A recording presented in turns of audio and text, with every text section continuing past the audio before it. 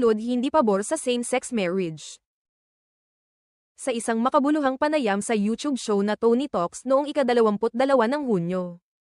Naging bukas sina Mother Ricky Reyes at Mama Renee Salud, dalawa sa mga pinakarespetadong personalidad sa LGBTQ community at industriya ng kagandahan, sa pagbabahagi ng kanilang saloobin hinggil sa ilang kontrobersyal na usapin.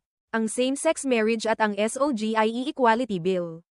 Sa gitna ng mga mainit na diskusyon sa lipunan kaugnay ng karapatan ng LGBTQIA+ community.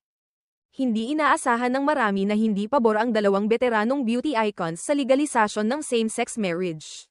Sa panayam, diretsahan silang tinanong ni Tony Gonzaga kung ano ang kanilang paninindigan tungkol dito. Kung hahabulin mo lamang yung marriage para sa legalities dahil sa paghahati ng kayamanan or properties. Pwede naman kayong mag-usap na. Maging partner na lang kayo sa aspeto na yun.